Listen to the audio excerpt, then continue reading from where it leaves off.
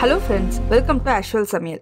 இன்னைக்கு நம்ம பார்க்க போற ரெசிபி கொடமிளகாவும் உருளைக்கிழங்கும் வச்சு செய்யற ஒரு கிரேவி. வாங்க எப்படி செய்யறதுன்னு பாப்போம். ஃபர்ஸ்ட் கடாயில ஒரு 1.5 ஸ்பூன் எண்ணெய் விட்டுக்கிறேன். எண்ணெய் சூடானோனா 1 ஸ்பூன் சோம்பு போட்டு நல்லா வதக்கிக்கிறேன். சோம்பை வந்து நான் தூள் பண்ணி சேர்த்திருக்கேன். இப்போ இதுல நான் ஒரு வெங்காயம், ஒரு பெரிய வெங்காயம் நீல வாக்குல கட் பண்ணி அதையும் நான் சேர்த்திருக்கேன். சேர்த்து நல்லா வெங்காயம் வதங்குற அளவு நல்லா வதக்கிக்கோங்க.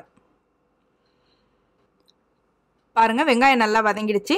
இப்போ நான் இஞ்சி பூண்டு விழுது ஒரு 1.5 ஸ்பூன் சேர்த்துக்கிறேன். சேர்த்து அதையும் நான் வெங்காயத்தோட பச்சை வாசனை போக வதக்கிக்கிறேன். இது இரும்பு கடாயில பண்றதுனால பாத்தீங்கன்னா அந்த சூட்டுக்கு லைட்டா அந்த மாதிரி பிடிச்ச மாதிரி ஆயிடும். இது போறதுக்கு வந்து நீங்க சும்மா கொஞ்சோண்டு அந்த இடத்துல தண்ணி விட்டீங்கன்னா அது சரியாயிடும். இப்போ அதை சேர்த்து வதக்குனீங்கன்னா அந்த பிடிச்சிருந்தது போயிடும். இது நீங்க இரும்பு கடாயில எந்த கடாயிலையும் யூஸ் பண்ணிக்கலாம். இப்போ இதில் பாருங்கள் நான் ஒரு 1.5 ஸ்பூன் மிளகாய் தூள் சேர்த்துக்கிறேன், 1.5 ஸ்பூன் மல்லித்தூள் சேர்த்துக்கிறேன், 1/2 ஸ்பூன் மஞ்சள் தூள் சேர்த்துக்கிறேன்.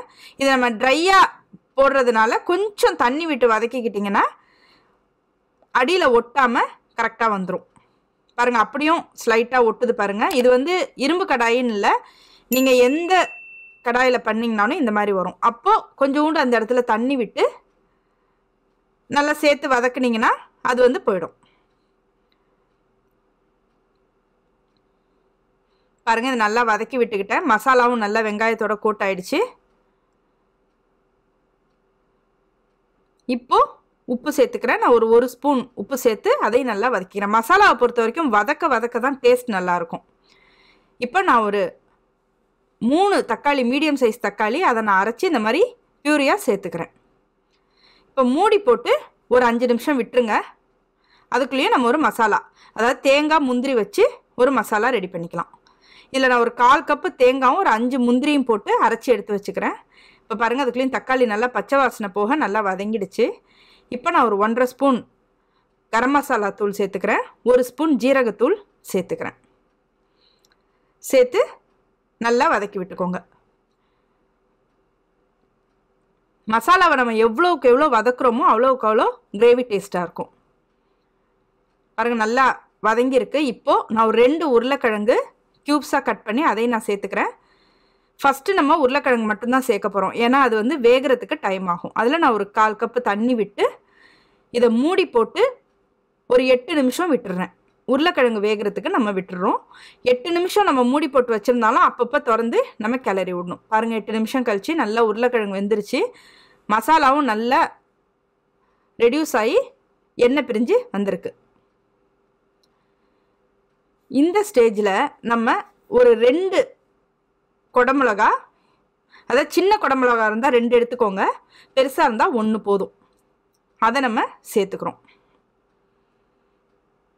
கொடமிளகாவை நீங்கள் இந்த ஸ்டேஜில் சேர்த்திங்கன்னா தான் க்ரன்ச்சியாக நல்லாயிருக்கும். இப்போ நம்ம அரைச்சி வச்ச தேங்காய் முந்திரி அதையும் நம்ம சேர்த்துக்கிறோம். அதோட கொஞ்சம் அதை கழுவி அந்த தண்ணியும் சேர்த்துக்கிறோம். இப்போ பாருங்கள் நல்லா மிக்ஸ் பண்ணி விட்டுருங்க. நம்ம கொடமிளகாவை ஆரம்பத்திலே சேர்த்துட்டோம் அப்படின்னா அதோட கலர் சேஞ்ச் ஆகிடும்.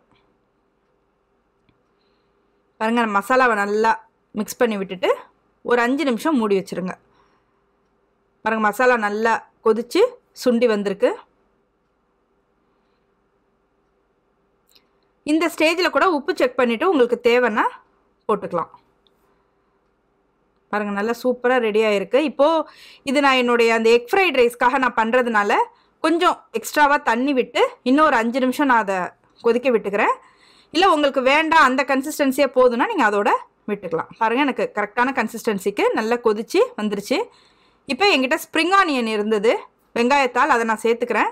இது இல்லை அப்படிங்கிறவங்க நீங்கள் கொத்தமல்லி தழை சேர்த்துக்கலாம். பாருங்கள் நல்லா கிரேவி நல்லா இதாங்க கரெக்டான கன்சிஸ்டன்சி. இது நான் என்னோடய last video egg fried rice பண்ணியிருந்தேன் இல்லையா, அதுக்கு இது ரொம்ப ரொம்ப ரொம்ப சூட்டபுளாக இருந்தது. இது எக் ஃப்ரைட் ரைஸுன்னு இல்லை, எந்த ரைஸாக இருந்தாலும் சரி, கோகனட் ரைஸாக இருந்தாலும் சரி, சப்பாத்தி, தோசை எல்லாத்துக்குமே இது ரொம்ப ரொம்ப ரொம்ப டேஸ்ட்டாக இருக்கும்.